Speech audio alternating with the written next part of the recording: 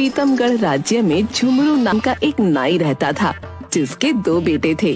बड़ा बेटा गबरू जो बौना था, दूसरा बेटा बिलुआ जो बदमाश था। चूंकि गबरू कद का छोटा बौना था, इसलिए कोई भी लड़की उससे शादी को तैयार नहीं थी। छोटा भाई बिलुआ की शादी हो चुकी थी। एक दिन झुमरू अपने दोनों बेटों को अपने पास बुलाता है। बेटा, मेरी अवस्था अब दुकान संभालने की नहीं रही। मेरी आंखों की रोशनी लगातार घटती जा रही है। ऐसा क्यों बोलते हो जी? अभी तो आप कम से कम 20 साल दुकान संभालेंगे। ऐसा नहीं है। कल ही एक कस्टमर का मैंने मूंछ काटते काटते थोड़ा सा नाक काट दिया। ओह, फिर क्या हुआ? फिर क्या, जैसे तैसे मामला शांत हुआ। कल से बिलुआ दुकान संभालेगा। वैसे भी शादीशुदा होने के कारण इसकी जिम्मेदारी ज्यादा है। तो फिर गबरू क्या करेगा?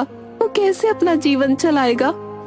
देखो सुंदरी, अपना बेटा सबको अच्छा लगता है, लेकिन गबरू में ऐब है। यह तुम्हें भी पता है और हमें भी पता है। इस बौने से कौन शादी करेगा? दूसरी बात, यह सर्कस में जोकर बनकर कमा सकता है। क्या बोलते हो जी? दुनिया का पहला बाप देख रही हूँ जो अपने बेटे को सर्कस में जाकर जोकर बनने के लिए बोल रहा है। माँ, बौना को बौना नहीं कहोगी तो क्या कहोगी? पिताजी ने इसके लिए सबसे अच्छा धंधा चुना है। दूसरे दिन से बिलुआ अपने पिताजी की दुकान पर जाकर बाल काटने का काम करने लगता है। 1-2 महीने दुकान चला लेने के बाद एक दिन बिलुआ गबरू से बोलता है। देख गबरू, हमारे दुकान में एक ही आदमी का काम है और तू इतना छोटा है कि किसी का बाल भी ठीक से काट नहीं सकता। तूने अपने बारे में क्या सोचा है? क्या करूं भाई, भगवान ने मुझे ऐसा बनाकर भेजा है कि कहीं भी काम मांगने जाता हूं तो सब हंसकर यही बोलते हैं कि तुमसे काम क्या होगा। वह सब मैं नहीं जानता। तुम अपना कहीं और ठौर ठिकाना देख लो। बिलुआ बेटा, भाई से ऐसे नहीं बोलते। जितना तुम्हारा हक दुकान पर है, उतना गबरू का भी है। देखो माँ, जब पिताजी ने वह दुकान मेरे नाम कर दिया तो फिर तुम लोगों का उसमें कोई हक नहीं बनता। और हाँ, ये बात मैं सिर्फ गबरू के लिए नहीं, तुम दोनों के लिए भी कह रहा हूँ। क्या कहा? तुम्हारा मतलब क्या है? जरा साफ साफ बताना। तो साफ साफ सुन लो पिताजी, मेरे परिवार में एक नया सदस्य आने वाला है और मैं नहीं चाहता कि वह हमारे तरह गरीबी में पले बढ़े। तो क्या इसके लिए तुम हम लोगों को घर से बाहर निकाल दोगे? बेहतर होगा कि मेरे निकालने से पहले आप लोग खुद यहाँ से निकल जाओ। नीच कमीने, क्या इसीलिए मैंने तुझे पाल पोस कर बड़ा किया था? पिताजी, यह मत भूलिए कि आज मेरे ही टुकड़े पर आप लोग पल रहे हैं और मैं भी बड़ा हो गया हूँ। मेरे भी हाथ उठ सकती है। क्या कहा? अपने पिताजी पर तुम हाथ उठाओगे? लेकिन मेरी कोई सुनता कहाँ है? जाने दो सुंदरी, यह सब ऊपर वाले की लीला है। अपने नसीब में बुढ़ापे में ही घर से बाहर निकलना था। कल सुबह ही हम लोग इस घर से निकल जाएंगे। सुबह में झुमरू, सुंदरी और गबरू तीनों बिलुआ का घर छोड़कर चले जाते हैं। शहर जाने के क्रम में बीच में जंगल पड़ता था। बस जी, अब और नहीं चला जाता, थोड़ा सुस्ता लेते हैं। माँ, पिताजी, आप यहीं पेड़ के छांव में बैठो, मैं देखता हूँ जंगल में कुछ फल फूल मिल जाएंगे। गबरू फल की खोज में जंगल में चल देता है। थोड़ी दूर जाने के बाद वो देखता है कि बहुत सुंदर कुटिया के पास बहुत से फलों से लदे पेड़ लगे हैं। पास में ही एक तपस्वी धुनी रमाए बैठे हैं। तभी वो देखता है कि एक सांप तपस्वी को काटने जा रहा है। वो झट से सांप को हाथ में पकड़ लेता है, लेकिन सांप बड़ा होने के कारण गबरू को अपनी पूंछ से बांध लेता है। गबरू छटपटाने लगता है। तभी तपस्वी का ध्यान पत्तों की खरखराहट से टूट जाता है और वो गबरू को उसे सांप से अलग कर बचाता है। कौन हो तुम बालक? इस घने जंगल में क्या करने आए हो? प्रणाम महाराज, मेरा नाम गबरू है। मैं अपने बूढ़े माता पिता की भूख को मिटाने के लिए कुछ फल ढूंढने के लिए आया था। मेरे माता पिता नदी किनारे पेड़ की छांव में भूखे बैठे हैं। बालक, मैं तपस्वी देवराज तुम्हारी माता पिता के प्रति आदर भाव और मुझे बचाने के लिए अपनी जान की बाजी लगा देने की तुम्हारे साहस से बहुत प्रसन्न हुआ हूं। ये लो एक फल, इसमें तुम लोगों की भूख मिट जाएगी। जी महाराज, मैं इसे अभी माँ पिताजी को जाकर खिला देता हूँ। परंतु मुझे यह समझ में नहीं आ रहा कि तुम अपने माता पिता के साथ जंगल में क्यों भटक रहे हो। तब गबरू अपने परिवार और बिलुआ के बारे में बताता है कि किस तरह उसके छोटे भाई ने उन सभी को घर से निकाल दिया। यह फल मामूली फल नहीं है, इससे तुम जो चाहोगे एक बार में वह तुम्हारी इच्छा पूर्ति कर देगा। लेकिन मैं चाहूंगा कि इससे तभी मदद लेना जब तुम्हें इसकी जरूरत हो। जी महाराज, अब मुझे आज्ञा दें ताकि मैं जाकर अपने बूढ़े माता पिता के भूख को शांत कर सकूं। गबरू वो फल लेकर तेजी से अपने माँ पिताजी के पास पहुँचता है और उन्हें सारी कहानी बताता है।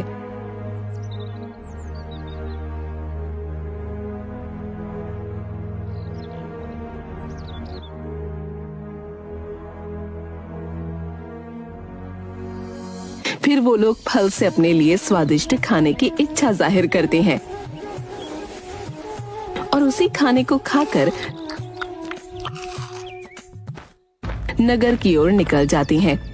नगर में एक ढाबे पर।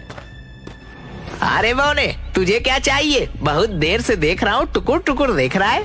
फिलहाल तो मुझे काम की सख्त जरूरत है, मुझे काम चाहिए। अबे ठिगने, मेरा पाव भाजी का दुकान है, एक पाव के बराबर तो तू ही है। तू क्या काम करेगा मेरे यहाँ? जा कहीं और नौटंकी में शामिल हो जा। जगन, तुम्हें काम नहीं देना है तो मत दो, लेकिन किसी के रूप, रंग और कद का ऐसे मजाक उड़ाना उचित नहीं। अच्छा, बहुत बुरा लग रहा है तुझे? तो तुम ही अपने ढाबे में काम पर क्यों नहीं रख लेते? मैं जरूर रख लेता, लेकिन मुझे तो खुद कोढ़ हो गया है। मैं दुकान बंद करके हरिद्वार जा रहा हूँ, वहीं बैठकर भीख मांगूंगा। बेटा, मेरी दुकान भी पाव भाजी का सामने है, लेकिन मुझे कोढ़ हो जाने के कारण यह दुकान मैं बंद कर हरिद्वार जा रहा हूँ। अगर तुम चाहो तो इसे खुद से चला सकते हो। चाचा, तुम्हें कहीं जाने की जरूरत नहीं, हम दोनों मिलकर पाव भाजी की दुकान चलाएंगे। बेटा, मुझे कोढ़ हो गया है और यह बात नगर में सभी को मालूम हो चुका है, इसीलिए मेरी दुकान से कोई खाना नहीं खाएगा। एक दो कस्टमर आता भी है तो यह लालची जगन उसे कोढ़ के नाम पर भड़का देता है और अपने यहाँ बुला लेता है। चाचा, मेरे माँ पिताजी हैं, हमें एक कमरा चाहिए ताकि हम लोग रह सकें। अगर तुम लोग छुआछूत नहीं मानते तो मेरे घर पर रह सकते हो, वैसे भी अब मैं हरिद्वार निकलने ही वाला हूँ। धर्मा उन लोगों को अपने घर ले जाता है। वहाँ गबरू से चमत्कारी फल से एक छोटा सा फल मांगता है और धर्मा को खाने के लिए देता है। फल खाते ही धर्मा के जितने भी कोढ़ के लक्षण थे सारे गायब हो जाते हैं। धर्मा खुश हो जाता है। तभी नगर में महामारी फैल जाती है। लो, इस महामारी में तो लोग हमारे पाव भाजी भी नहीं खाएंगे। अब हम लोग कैसे रहेंगे? पता नहीं यह महामारी कब खत्म होगी। गबरू उस चमत्कारी फल से महामारी ठीक होने वाली दवा की इच्छा जाहिर करता है। फल से तुरंत एक रस से भरी बोतल निकलती है। उस चमत्कारी रस को पाव भाजी में छिड़ककर वो बेचने लगता है, जिससे बीमार व्यक्ति ठीक होने लगते हैं। उधर प्रीतमगढ़ के दरबार में महाराज की जय हो। हमारी खुफिया विभाग से हमें पता चला है कि जूनागढ़ के महाराज भैरव सिंह हम पर हमला कर प्रीतमगढ़ को अपने राज्य में मिलाना चाहते हैं। जी महाराज, हमने भी पता करवाया है। जूनागढ़ के महाराज भैरव सिंह का मानना है कि हमारे नागरिक उनके राज्य में पलायन कर महामारी फैला रहे हैं और यह भी मानना है कि हम लोग महामारी पर काबू नहीं पा रहे हैं। अगर एक हफ्ते में महामारी पर काबू नहीं पाया गया तो वे हम पर हमला कर देंगे। और महाराज, इस वक्त हमारे आधे से ज्यादा सैनिक बीमार पड़े हुए हैं। जो हैं भी वह महामारी से भयभीत हैं। वह भी आक्रमण का सामना करने को तैयार नहीं है। मंत्री जी, जितना जल्दी हो सके महामारी के रोकथाम के लिए उपाय निकालिए, नहीं तो बहादुर राजा भैरव सिंह के सामने हमारे सैनिक कहीं भी नहीं टिकेंगे।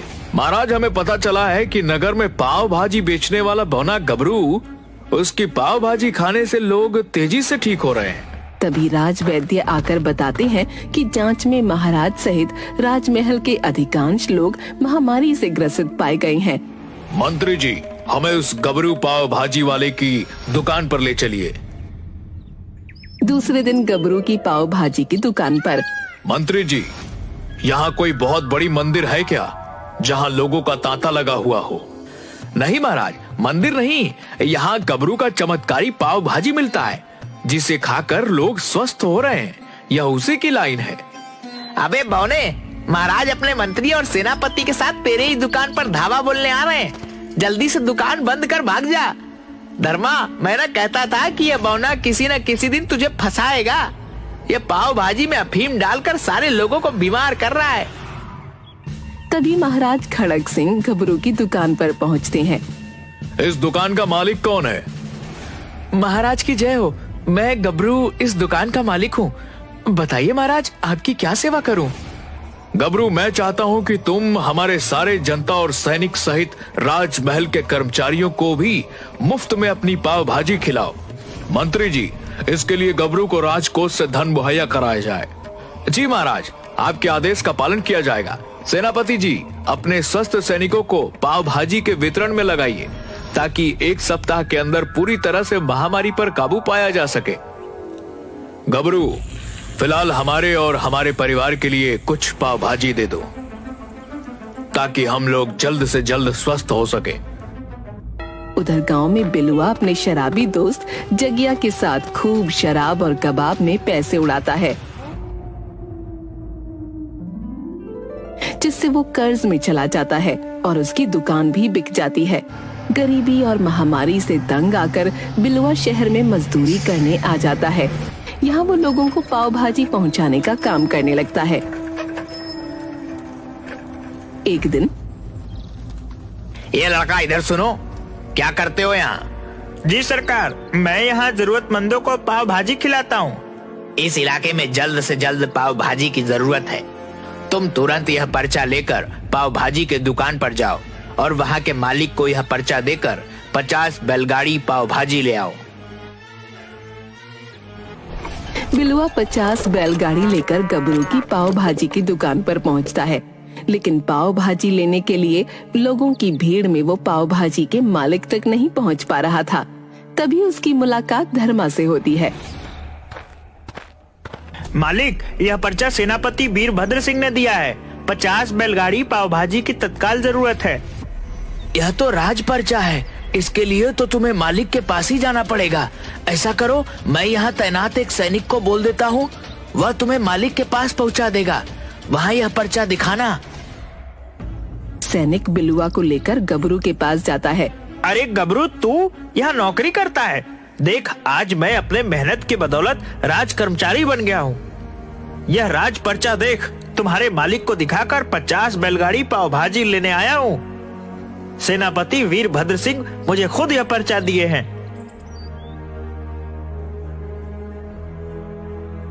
धर्मा चाचा, इसे 50 बैलगाड़ी पाव भाजी दे दो।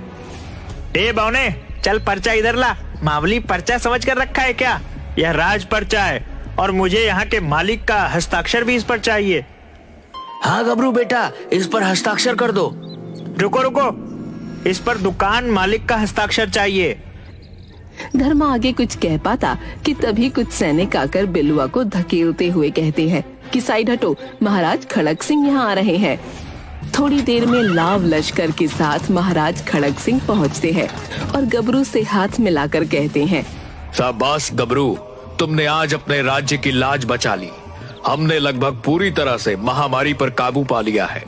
जूनागढ़ के महाराज भैरव सिंह ने तुमसे मिलने की इच्छा जाहिर की है और अपने राज्य में पाव भाजी की सेवा देने के लिए बुलाया है। महाराज, ये सब आपके हस्तक्षेप के बिना असंभव था। हमें इसका श्रेय देकर तुमने अपना बड़प्पन दिखाया है। काम तो सारा तुम्हारा ही है। बिलुआ भीड़ में से महाराज और गबरू को सिर्फ टकटकी लगाकर देख रहा था।